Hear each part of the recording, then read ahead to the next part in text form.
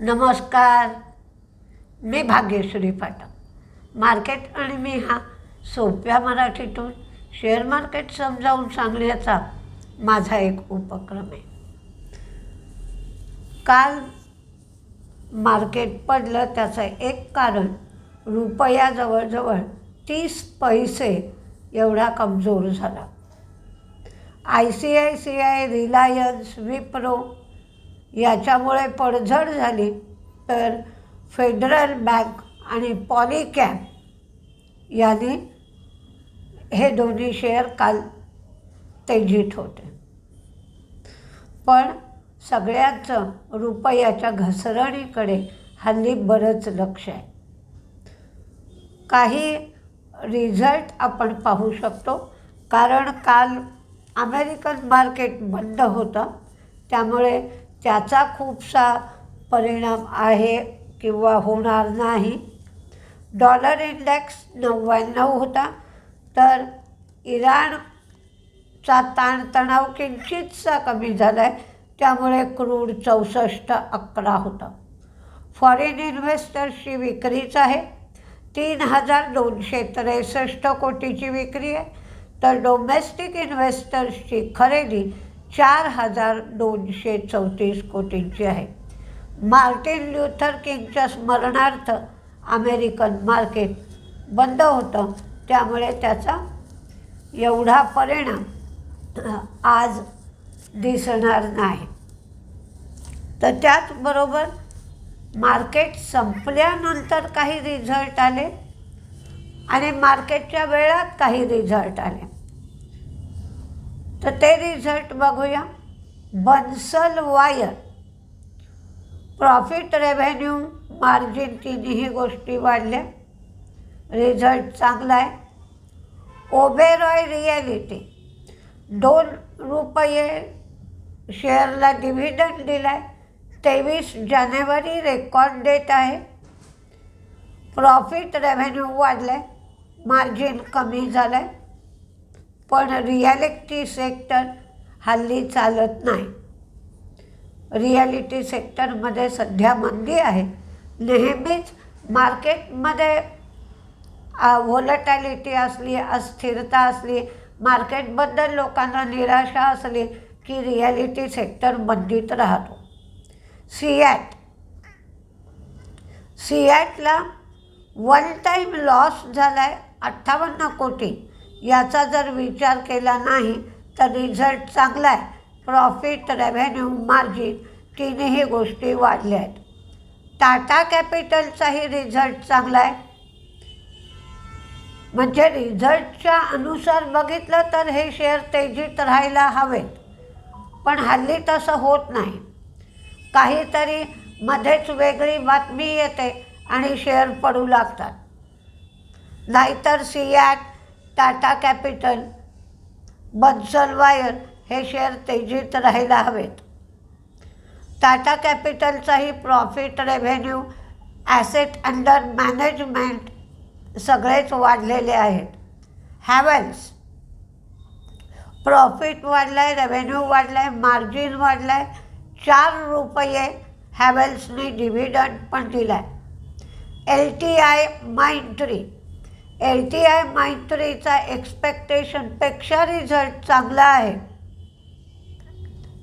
Profit कमी झाला आहे, रेव्हेन्यू वाढला आहे, मार्जिन वाढलं आहे त्याने, आणि डॉलर रेव्हेन्यू 3% वाढलेला आहे. हिंदुस्तान झिंकचा सुद्धा रिझल्ट चांगला आहे. प्रॉफिट वाढलं आहे, रेव्हेन्यू वाढलं आहे, मार्जिन वाढलं आहे. चांदीचे भाव वाढत आहेत, त्यामुळे हिंदुस्तान झिंक तेजीत राहू शकतो. PNB पंजाब नॅशनल बँक, पण काल पंजाब नॅशनल बँकेचा शेअर मात्र पडला रिझल्ट लागल्यानंतर. पंजाब नॅशनल बँक 100 शाखा नवीन उघडणार आहे. प्रॉफिट वाढला, नेट इंटरेस्ट इन्कम कमी झालं, हे शेअर पडण्याचं कारण आहे.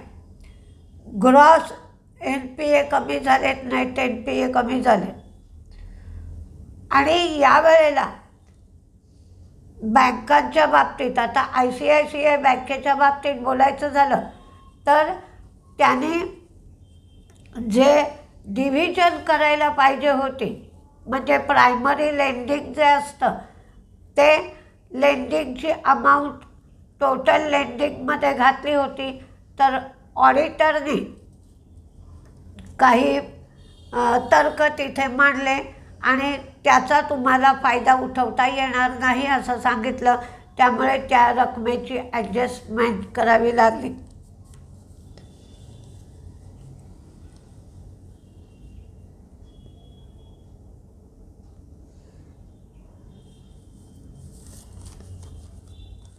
IRFC प्रॉफिट वाढलं, रेव्हेन्यू कमी झालं, कारण नवीन सुधारित वर्किंग कॅपिटल धोरण मंजूर झालं. टिप्स म्युझिक त्यांनी 5 रुपये डिव्हिडंड दिला.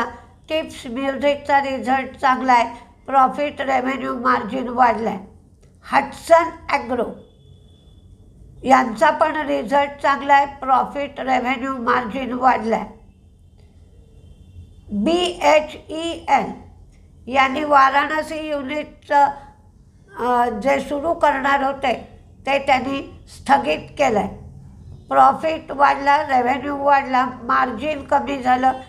हे सगळे रिझल्ट काल मार्केटच्या वेळात आलेत आणि मार्जिन कमी झालं म्हणून शेअर काल आपटला आहे. अडाणी पॉवरच्या 4,000 कोटीच्या विदर्भ इंडस्ट्रीज पॉवरसाठी दिलेल्या रेझोल्युशन प्लॅन विरुद्धचं जे अपील होतं ते NCLATने फेटाळून लावलं आहे.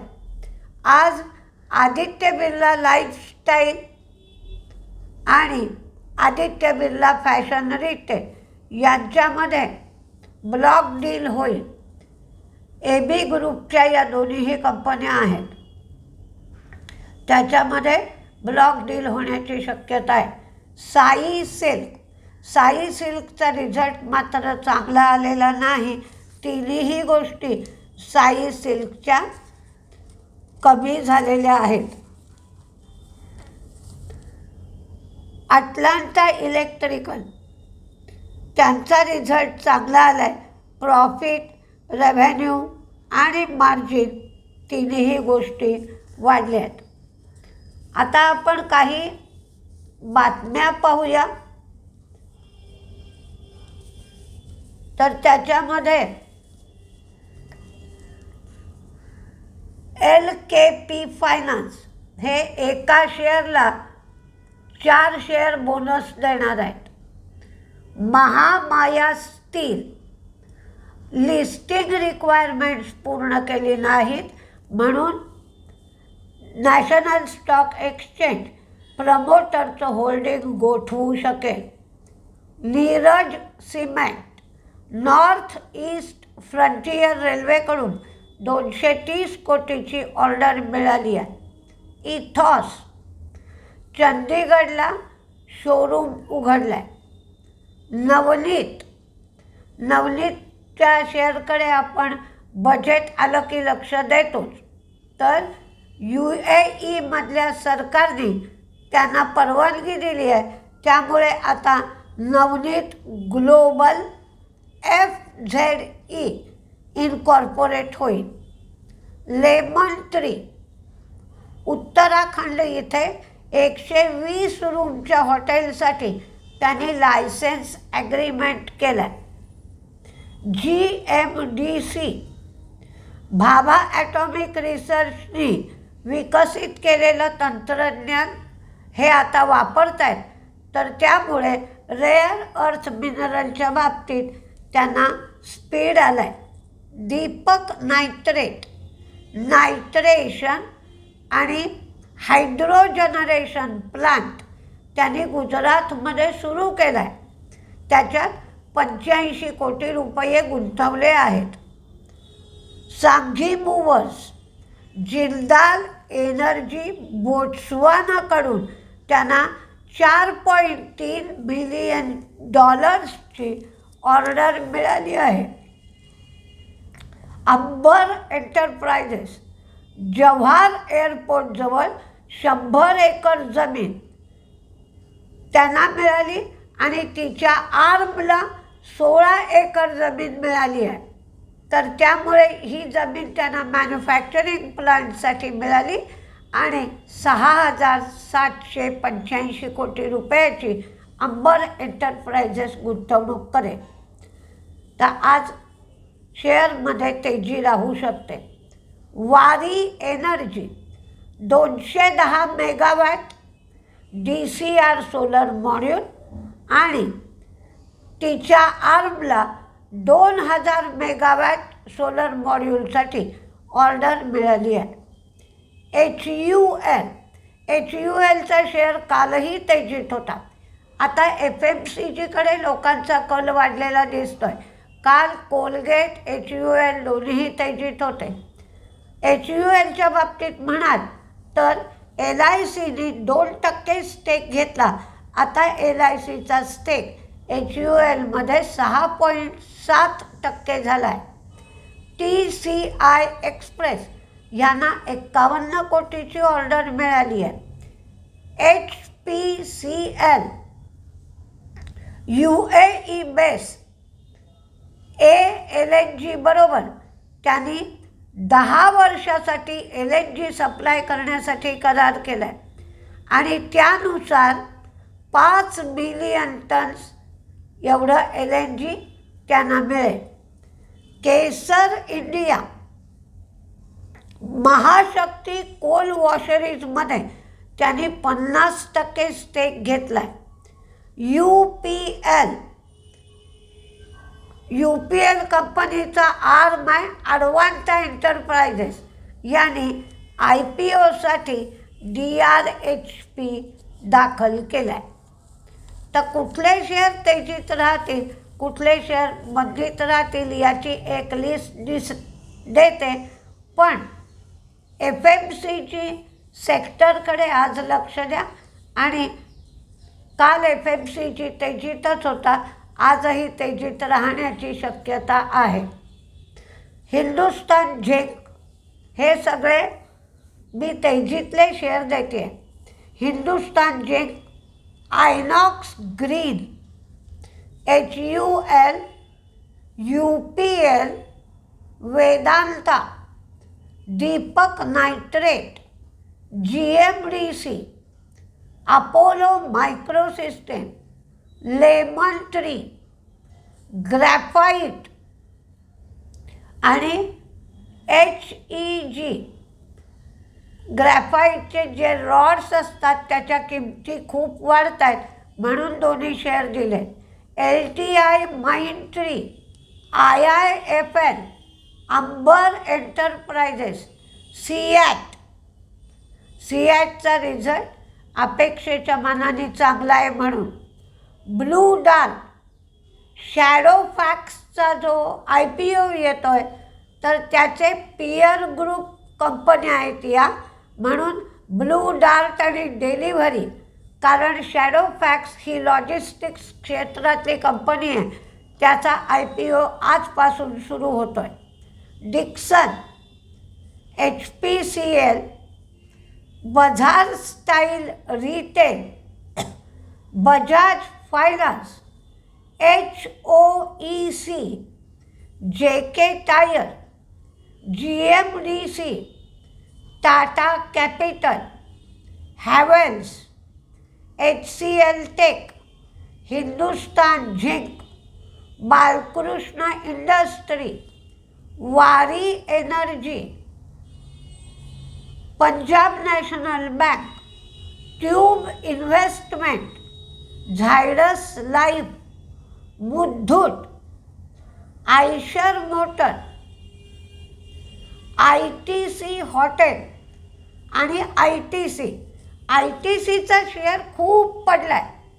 पण काल पाहिलं म्हणजे तुम्ही म्हणता निरीक्षण काय करायचं, तर काल असं दिसलं की 600 पॉईंट मार्केट पडलं होतं तरी ITCचा शेअर मात्र वाढत होता आणि म्हणजे त्याचं पडणं काहीसं थांबलं आहे असं दिसतं आहे. आणि ITC हॉटेल, ITC हॉटेलचा आज रिझल्ट आहे, चांगला रिझल्ट येण्याची अपेक्षा आहे म्हणून दिला आहे. तर मंदीमध्ये केफिन, मनकाइंड फार्मा आणि AB फॅशन अँड रिटेल त्यांचं ब्लॉक डील व्हायचं आहे, त्याच्यामध्ये डिस्काउंट दिला आहे म्हणून. आणि ओबेरॉय रियालिटी सेक्टर सध्या चालत नाही आहे, त्यामुळे ओबेरॉय रियालिटी. तरी पण बघूया काय होत आहे, कारण हल्ली असं झालं आहे की बाकीचा रिझल्ट चांगला आहे पण एखादाच पॉईंट त्याच्यामध्ये खराब असला तर शेअर रपारप आपटू लागतो, कारण लोकांची निराशा अधिक आहे. काल आपण बघितलं की भारत कुकिंग कोलचं लिस्टिंग झालं. त्या लिस्टिंगमध्ये तुम्ही काय निरीक्षण केलं असेल तर 45 रुपयाला लिस्टिंग झालं. ज्यांना शेअर लागले त्यांना वाटलं की शेअरचा भाव अजूनही वाढेल म्हणून विकले गेले नाही, आणि ज्यांना शेअर नाही लागले त्यांनी विचार केला की अरे दुप्पट भावाला खरेदी करण्यात काय हाशील आहे, कारण मार्केटमध्ये तर निराशा आहे म्हणून खरेदी करणाऱ्यांचाही एवढा त्याच्यामध्ये प्रभाव दिसला नाही.